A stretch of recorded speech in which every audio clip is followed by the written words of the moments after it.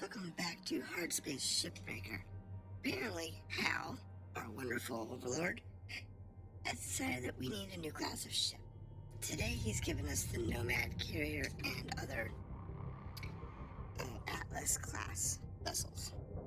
These have a couple of interesting quirks. They have two interesting ones. First, they are double-decker. They have two decks instead of one, like we're used to. Second is they have these new composite engines that are internally processing. There are two different ways to break this down. One without the charges and one with the shape charges. We're going to do both today to see how we can do. In order to start, we want to take these plates off and take the plates off. Oh, who cares? And then you have to take off this back part of the engine. Because they are pressurized in here, you want to make sure you take them out before you do anything else. So take this out and put them down. You want to watch these coolant tanks because they're easy to damage. Salvage secured. Credits deposited. And you don't want to do that. I'm going to go ahead and take the other one off real quick because it's just easier to do both at once. We're not worried about not making mistakes in this because this is a demonstration on what you can do. And if we're lucky, it'll be a demonstration on how to do it best.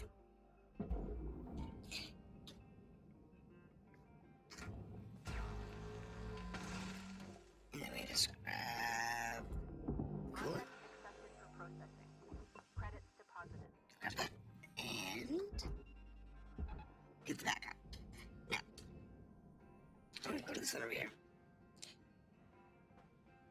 The first step is without having charges, you cut the 4 fuel lines. You have a bit over a minute before it goes completely thermal on you. Not a big deal. Just have to take the core out. And then you have to skate through the fire.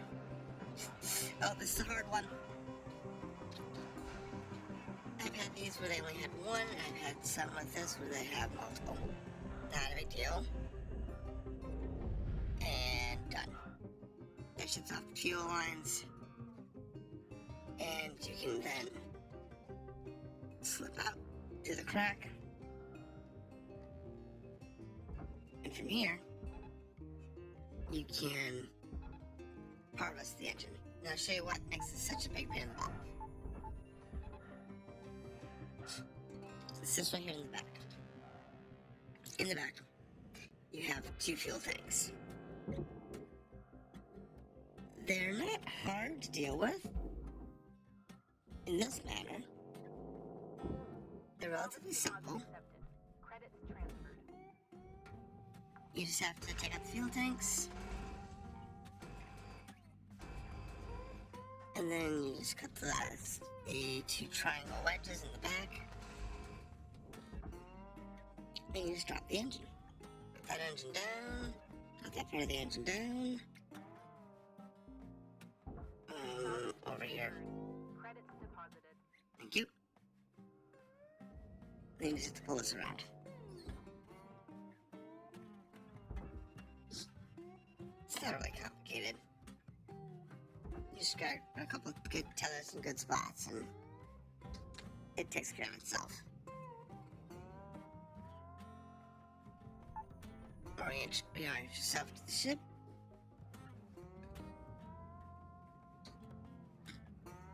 And you're good to go. Now, this is the harder one. We're going to use the shape charges. In order to do these, you have to use your scanner. You'll notice what they are. It is not actually where the red boxes are. It's actually right behind them. So you put one there, and you put one roughly there, and you can check on your scanner, make sure you're good to go. It should take out just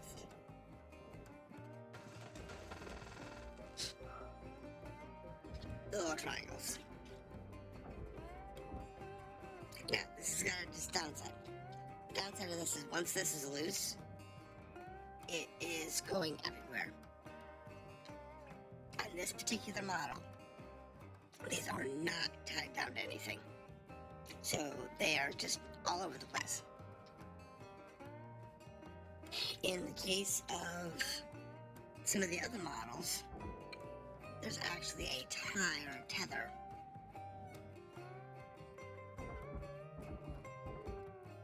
that will allow you to disconnect,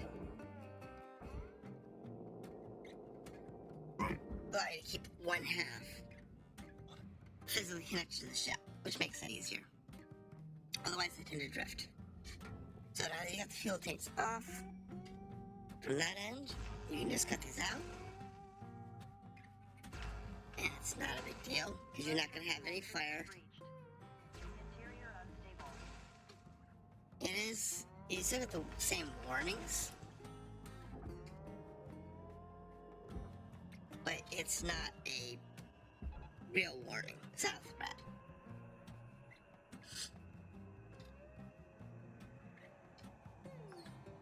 Because you've already removed the explosive material. Account credit applied.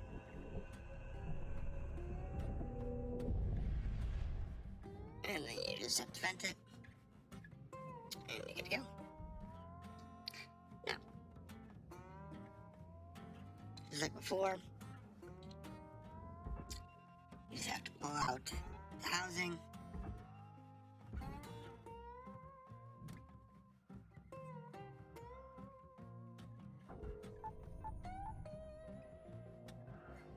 And you can drop the fuel tank and the fuel regulator Deposit accepted.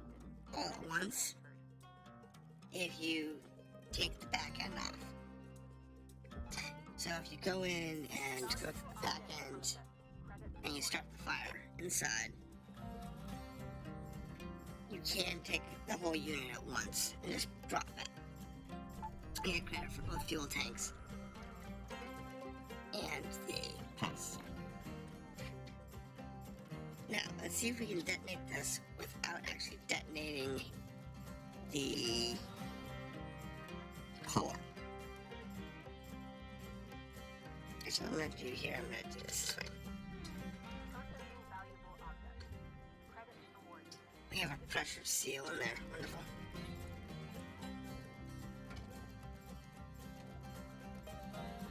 We're going to blow this pressure seal.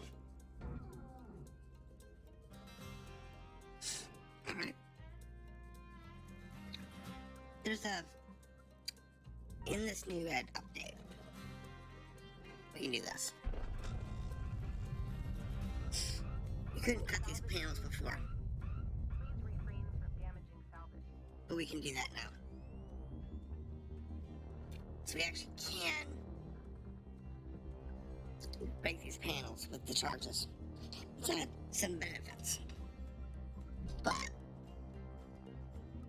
in this case, I'm not really caring about that. I think, drop this one right here. Green line will intersect with, it will not. Okay. What up?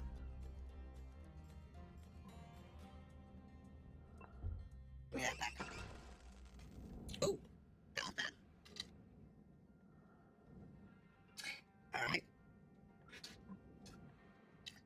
The trick here is I'm trying to detonate this without detonating the core.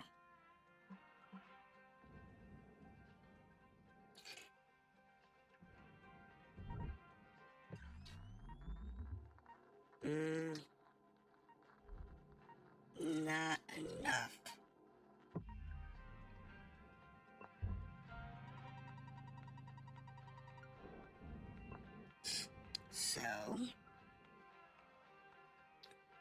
disarm skill, you actually get that kind of late in the game.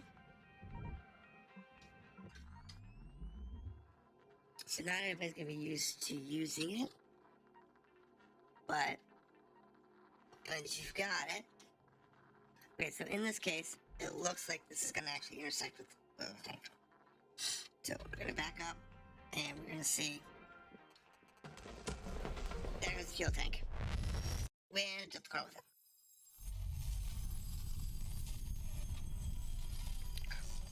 This particular one, if you detonate the fuel tank, it takes the core. But if you want to look inside, you notice, obviously the core went to hell.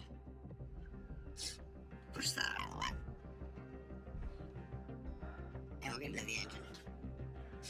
This is what happens to the inside of the engine. It doesn't matter if you do it that way with a bad shape charge, or if you do it with